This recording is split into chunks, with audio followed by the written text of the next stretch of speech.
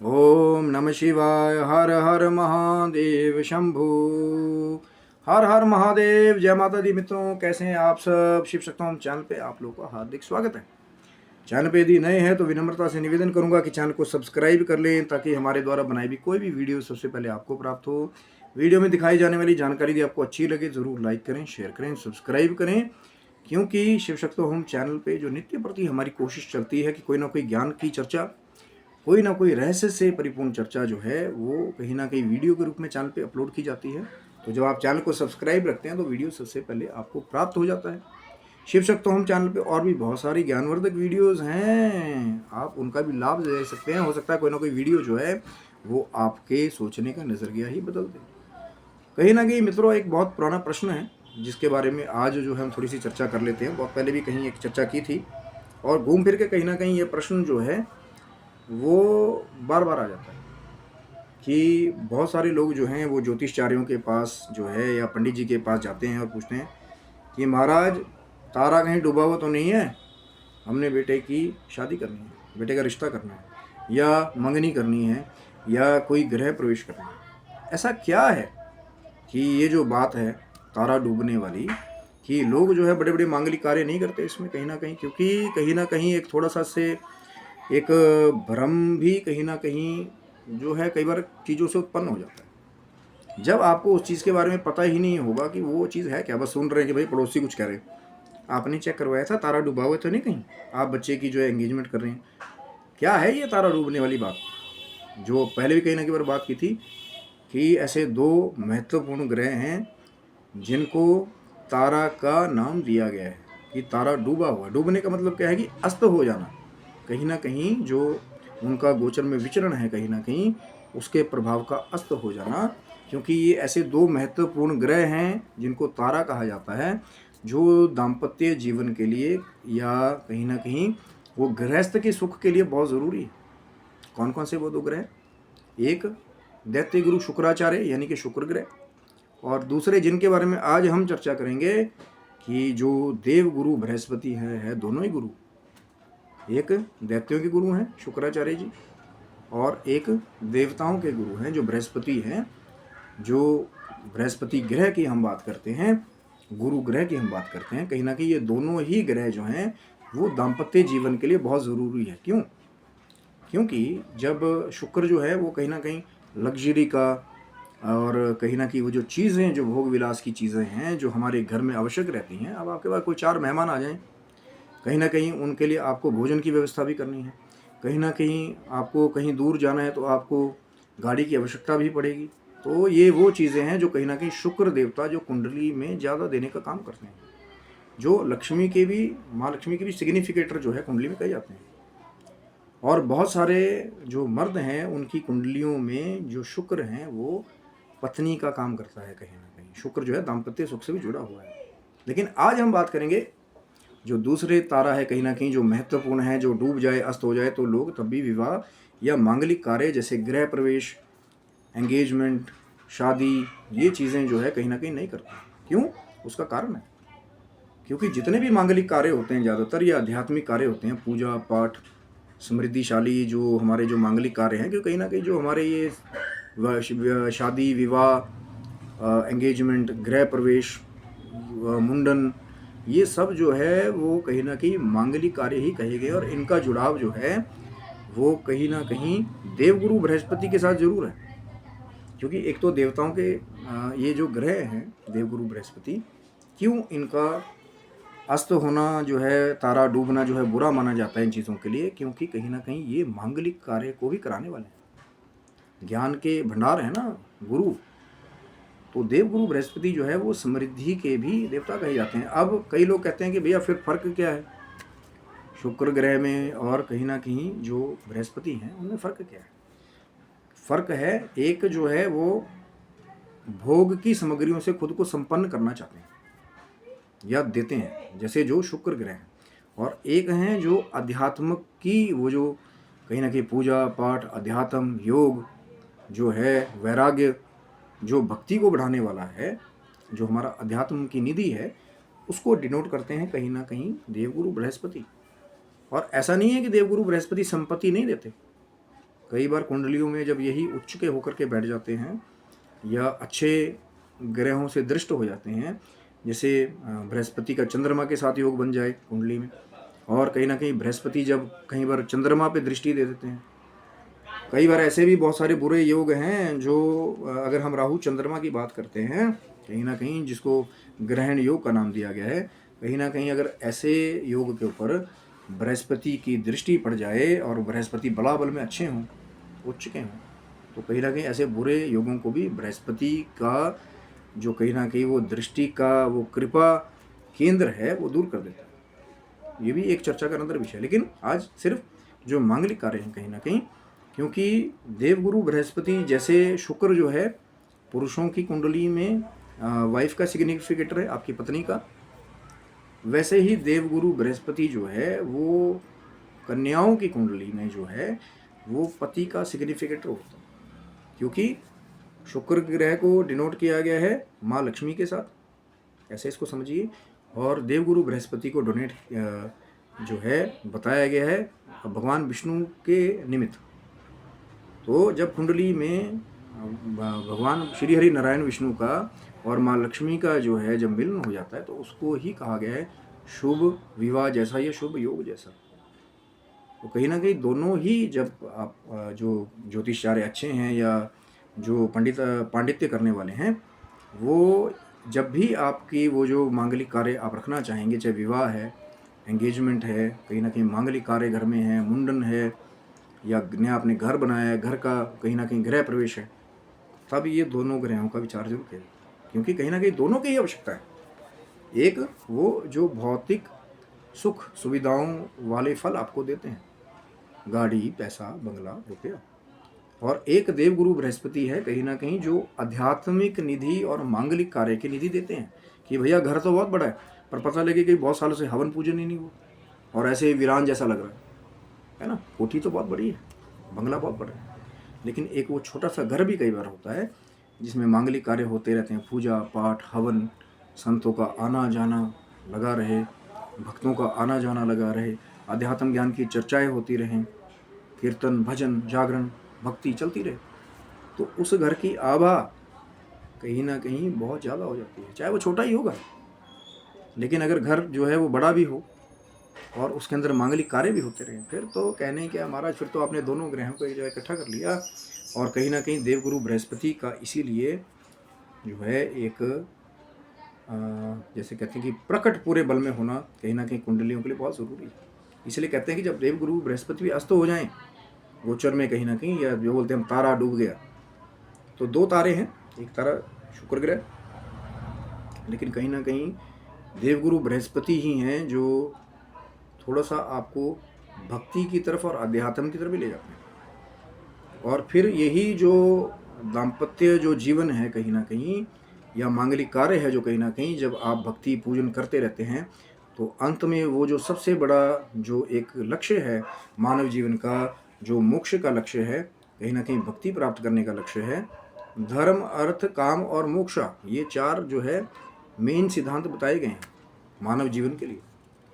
तो जो सबसे बाद वाला जो लक्ष्य है ना कहीं जो मोक्ष प्राप्त करने वाला है, वो यही है कहीं ना कहीं कि धर्म, अर्थ, काम और मोक्ष। तो मोक्ष को जो है वो प्राप्त अगर करना है तो कहीं ना कहीं फिर भक्ति बहुत ज़रूरी होती है, मांगलिक कार्य भी बहुत ज़रूरी होते हैं। और मांगलिक कार्य जब हम, इसीलिए तो कहते हैं ना कि ऋषि मुनियों ने बहुत शुरू से मुहूर्त, तारा डूबा है कि नहीं डूबा है, पंचांग को चेक किया कि कहीं भैया कोई दुर्योग तो नहीं है, इसीलिए तो चेक करते थे ना कि वो जो विवाह जो मांगलिक कार्य है, या कहीं ना कहीं आपके घर का मांगलिक कार्य है, चाहे गृह प्रवेश है, मुंडन है, नया घर बनाया है, कि जब भी आप उसकी शुरुआत करें तो ऐसे मुहूर्त में करें कि दोनों ही ग्रहों का आपको सानिध्य प्राप्त हो, देवगुरु बृहस्पति का सानिध्य आपको प्राप्त हो, ताकि वो जो पावर है कहीं ना कहीं देवगुरु बृहस्पति की, मांगलिक कार्य करने वाली, समृद्धि को देने वाली, सुख को देने वाली, भक्ति को देने वाली, वो जो फल हैं कहीं ना कहीं वो भी आपको मिले। इसीलिए तो बोलते हैं ना कि तारा डूबा हो तो मांगलिक कार्यों को बड़े बड़े जो ज्योतिषाचार्य हैं वो स्थगित कर देते हैं कि भैया करेंगे 3 महीने बाद जब तारा उदय होगा, मना कर देते हैं ना कई लोग। और कई हमारे भाई दूसरे भी लगे हुए हैं, बोलना नहीं चाहिए कि कहीं ना कहीं वो डेट्स में ही हेर फेर कर देते हैं कि भैया जजमान हाथ से ना निकल जाए। तो पता लगे कि भैया तारा जो है वो दोनों तारे जो उदय होने वाले थे 1 महीने बाद, 15 दिन पहले गेम शुरू कर दी कि भैया नहीं नहीं नहीं नहीं तारा तो निकल गया। अब वो जो बेचारा भोला भाला जो आया हुआ है जिसको तारे का पता ही नहीं पहले कि तारा है क्या, बस पड़ोसियों से सुना कि भैया तारा जरूर चेक करवाना, तारा डूबा हुआ तो नहीं कहीं, और नेट पे भी कहीं ना कहीं फिर खोजने लगे। अब उस पर भी ऐसे महानुभाव है कई बार कि जो पूरी जो पंचांग की रियल डिटेल है, बहुत अच्छे विद्वान भी हैं, बहुत अच्छे कई जो है वो पोर्टल्स भी हैं जो पूरा पूरा एक्यूरेट जो पंचांग है वो आपको अपलोड करके देते हैं। और कई ऐसे भी हैं कि बस वो जो है कुछ भी यहाँ से लिया उसको अपलोड कर दिया। फिर वो जो बेचारे भोले भाले लोग हैं, कई बार उनके अंदर ही दो मत हो जाते हैं कि भैया एक जगह तो तारीख दिखा रहा है कि 15 तारीख के बाद उदय हो जाएगा, दूसरी दिखा रहा है 1 तारीख के बाद उदय हो जाएगा। यही कारण है संशय उत्पन्न होने का। लेकिन ऑथेंटिक सोर्सेज से जरूर पता कीजिए। जो हमारा पंचांग दिवाकर कहीं ना कहीं जो है सबसे पहले एक ऑथेंटिक जो इन्फॉर्मेशन जो प्रोवाइड करता है, जो भी हमारे विद्वान भारतवर्ष के लिए उसको तैयार करते हैं, उसको पहले सर्च कीजिए। और फिर लगता है कि हाँ कोई ऑथेंटिक वेबसाइट है, ऑथेंटिक पोर्टल है कोई जो आपको पता है, जानकारी है, फिर उसका प्रयोग करके जो असली डेट्स हैं कहीं ना कहीं पंचांग की कि कब एक्चुअल में तारा जो है वो अस्त हो रहा है और कितने पीरियड बाद जो है उसका उदय हो रहा है, और फिर उस पीरियड में जो है आप मांगलिक कार्य करेंगे तो फिर आपको वो फल ज़्यादा मिलेंगे। अब वो है कि मानना ही नहीं है कि भैया हम तो अपनी मर्जी करेंगे, संडे दिखेंगे सर, हमें छुट्टी संडे को होती। अब पता लगे संडे तो देख लिया, उस दिन राहु काल भी लगा हो, भद्रा लगी भी हो, और अग्निवास भी ना हो हवन के लिए, बहुत सारी चीज़ें हैं महाराज। तभी तो कहा ना पंचांग 5 अंगों के द्वारा उसको पूरा चेक किया जाता है कि वो जो दिन है कहीं ना कहीं वो शुभ है या नहीं। अब कई उसमें भी आ जाएंगे भाई हमने तो कभी देखा नहीं, हो सकता है इत्तफाकन जो जिस दिन आपने पूजन रखा हो अच्छा दिवस रहा हो, ऐसा भी हो सकता है। बहुत सारे कारण हैं। लेकिन कहीं ना कहीं जब किसी विद्वान से आप कंसल्टेशन करते हैं और फिर एक निष्कर्ष निकाला जाता है, एक दिन तिथि तय की जाती है कि भैया आज जो दिन है जो हम पूजन करा रहे हैं कि दोनों तारे जो है अपनी सही अवस्था में हैं, आज हम पूजन करेंगे तो दिन भी अच्छा है, जिस समय पूजन करें वो समय भी अच्छा है, तो फिर आगे जो है वो कहीं ना कहीं एक कोशिश तो रहती है ना कि आप देखिए पर जो प्रभु के हाथ में है वही है वो जो राम रची राखा को कर तर्क बड़ा विशाखा। जो विद्वान है उनकी कोशिशें तो ये होती है ना कि जो भी हमारे वेदों में महर्षियों ने संतों ने जो जानकारी दी है कि ऐसे ऐसे चलेंगे तो आपको सफलता प्राप्त होगी।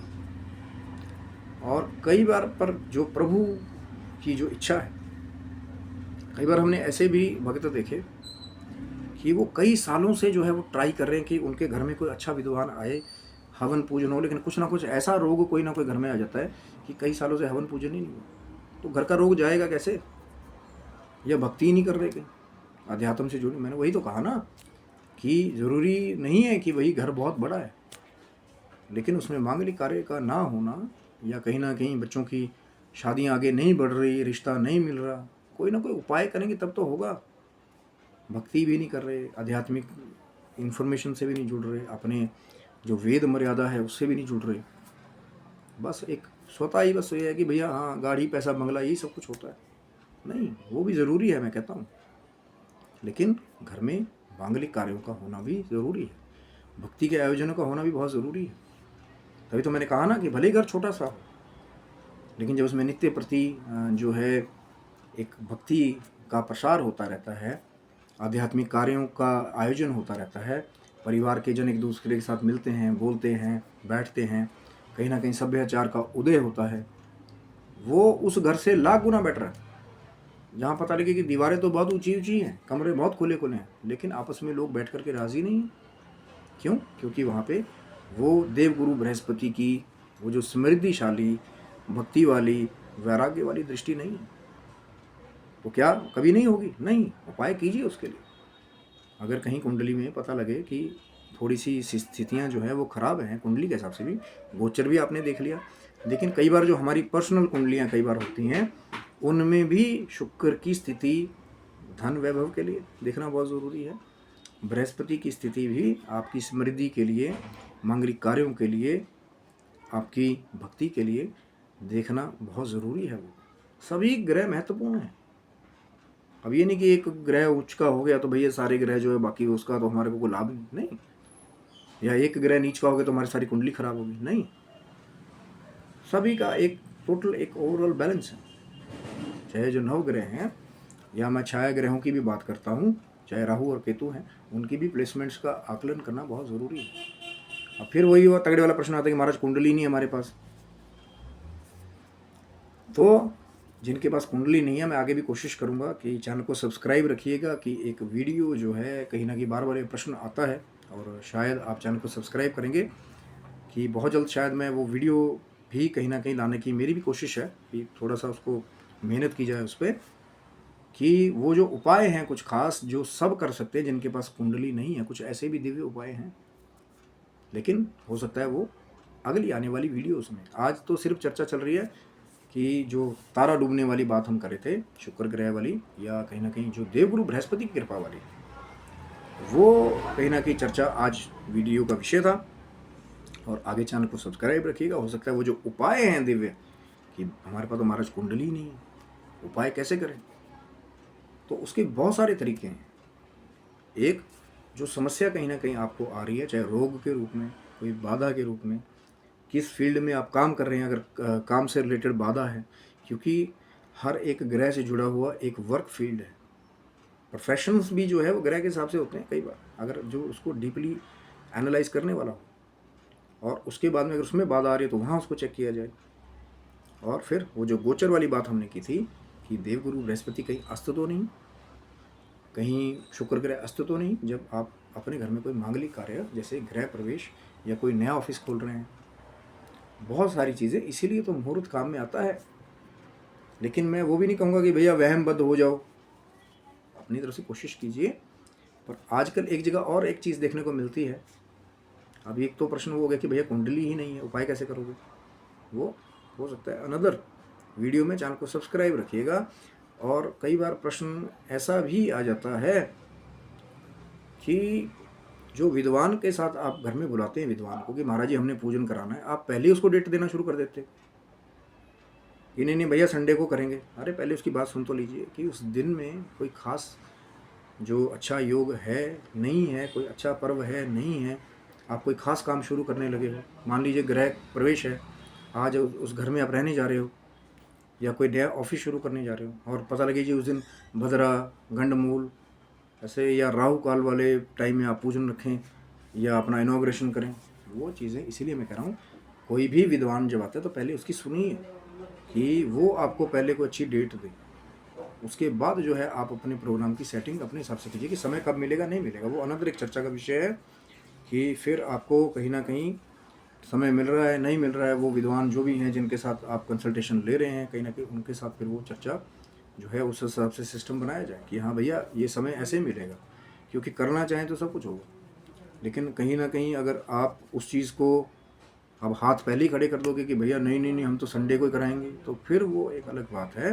वो उसमें फिर वो ब्राह्मण देवता भी क्या करेंगे, जो कहीं ना कहीं पंचांग का अगर ज्ञान भी रखते होंगे, कि उसको पहले ही खारिज कर दोगे।